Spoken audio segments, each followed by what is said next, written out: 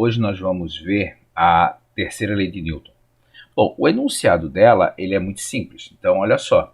Se um corpo A aplica uma força em um corpo B, este reage aplicando sobre A uma força que tem mesmo módulo, ou seja, mesma intensidade. Se uma força vale 10 newtons, a reação também vai valer 10 newtons, obrigatoriamente, tá? Elas têm a mesma direção, então se uma força é horizontal, a outra força também é horizontal, tá? E sentidos contrários. Então se uma está para a direita, a outra vai estar para a esquerda, tá certo? Eu elenquei aqui o que eu chamei de observações e alguns pontos para você levar em consideração ao analisar duas forças para saber se elas são ação e reação, ok? Então vamos lá. A ação e a reação envolvem somente dois corpos. Então, se eu tenho que analisar ação e reação e nós temos três corpos, A faz força em B, B faz força em C, e eu achar que isso é ação e reação, isso já está completamente errado. Então é A faz força em B, B faz força em A, tá certo? A ação e reação são aplicadas em corpos diferentes, acabei de falar isso. A faz força em B, B faz força em A. Por esse fato, elas não se anulam, ou seja, se A faz força em B, essa força que está sendo feita no corpo B pode gerar movimento, pode gerar um amassado, pode fazer qualquer outra coisa, tá? E da mesma forma, a força que o B faz no corpo A pode ter qualquer efeito ali que aconteça naquele objeto, tá? Os pares de ação e reação são simultâneos, ou seja, a partir do momento que eu sei que a ação se encerrou, não vou ter mais reação também. Então, tenho ação, tenho reação. Acabou a ação, acabou a reação, tá?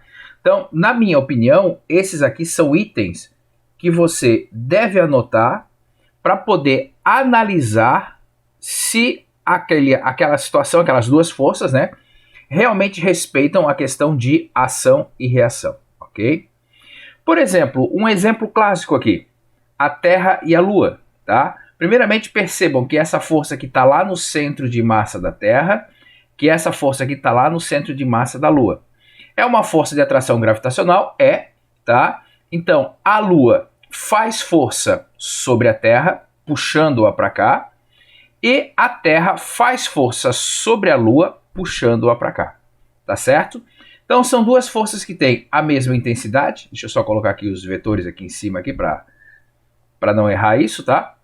Então, são duas forças que têm a mesma intensidade. Se você olhar aqui na questão das retas, tem a mesma direção, né? Ok? E tem sentidos opostos. Uma está para a esquerda, a outra está para a direita, tá certo? Então, esse sim é um par ação e reação. Vamos lembrar, por exemplo, uma pessoa que eventualmente esteja aqui na superfície da Terra, tá? Então, essa pessoa ela é atraída através da força gravitacional para a Terra, tá? E essa mesma força gravitacional, a pessoa atrai a Terra de encontro a ela.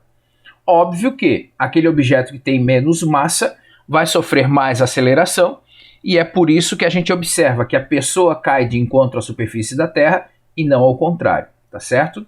Uma das influências da Lua, dessa força de atração gravitacional que temos entre elas e que gera aqui na Terra, é a maré, né? Então, por exemplo, nesse momento aqui, o líquido, por não ter forma definida, a gente acaba percebendo que o nível aqui, nesse lado, sobe um pouco e lá vai baixar um pouco. Maré alta, maré baixa, né?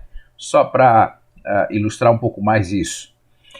Bom, quando a gente vai caminhar, como é que nós caminhamos? Bom, primeiramente, se não houver atrito aqui, eu não vou sair do chão. Eu não vou conseguir caminhar. Por quê? Porque eu preciso, através dos meus pés, empurrar o chão para trás, força de ação, para que, através desse atrito, eu tenha a reação e o empurre para frente. Tá certo? Então, ação, eu empurro o chão para trás, como reação, o chão me empurra para frente, ok? É assim que a gente caminha pensando na terceira lei de Newton. Esse aqui eu sempre trago porque é um exemplo clássico que já caiu aí em diversas questões que eu vejo nos livros, tá? Então, por exemplo, o burrinho aqui diz assim, ó, eu não consigo puxar a carroça, porque a força que eu faço na carroça é exatamente igual à força que a carroça faz sobre mim, e são em sentidos opostos, então uma anula a outra. Então, primeiro, ação e reação não se anulam. Segundo, não é essa força aqui que vai fazer com que a carroça se movimente. O que vai fazer com que a carroça se movimente é a mesma questão, o ato de caminhar que nós acabamos de ver.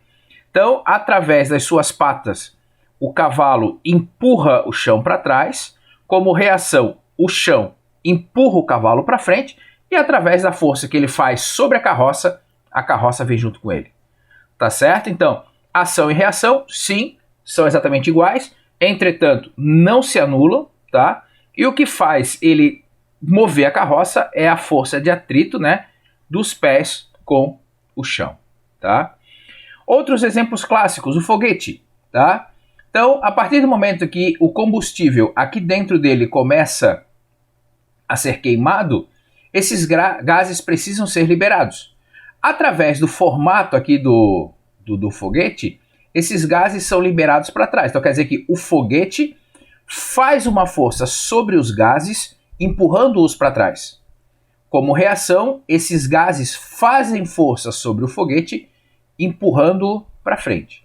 E por isso é que o foguete consegue subir, enfim, atingir o objetivo dele, tá certo? O helicóptero. Bom, através das hélices, esse helicóptero faz força sobre o ar, empurrando o ar para baixo.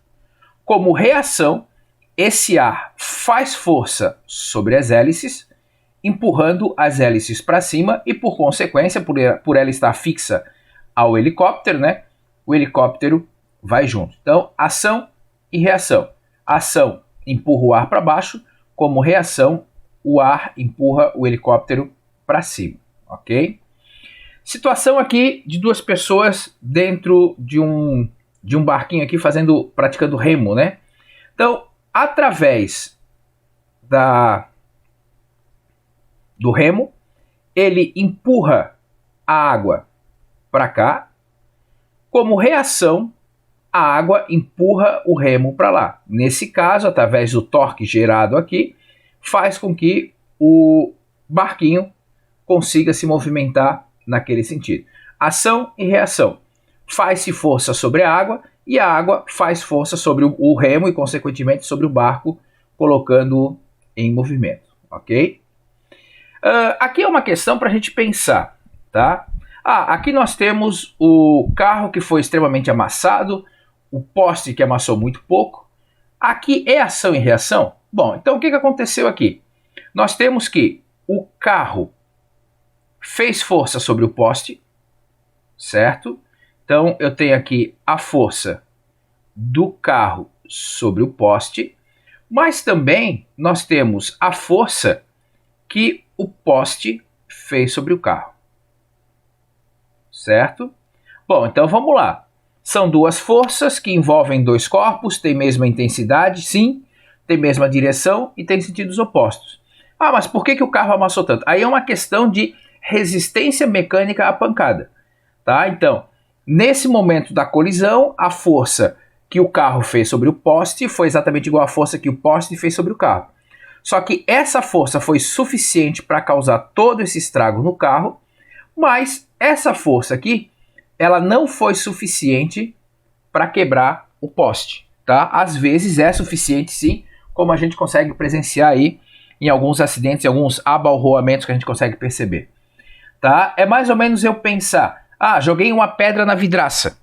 A força que a pedra fez sobre a vidraça é exatamente igual à força que a vidraça fez sobre a pedra. Entretanto, aquela força foi suficiente para eu quebrar a vidraça, tá? Mas aquela força não era suficiente para eu quebrar a pedra, tá certo? Então, naquele momento em que houve a ação e reação entre a pedra e a vidraça, eu tenho ação e reação. Força que a pedra fez na vidraça, força que a vidraça fez na pedra. Quebrou a vidraça, acabou a ação, acabou a reação. Mas aquela ação, aquela força de ação, foi suficiente para eu quebrar vidraça, mas ela não era suficiente para quebrar pedra, ok? Então assim, ó, quando a gente for fazer essas análises sobre a terceira lei de Newton, em conjunto com a primeira e com a segunda, que vamos pensar que a gente vai trabalhar em conjunto as três para fazer as análises dos problemas, tá? Eu preciso tomar cuidado e definir bem o que é ação, o que é reação. Bons estudos para vocês, um grande abraço, tchau, tchau.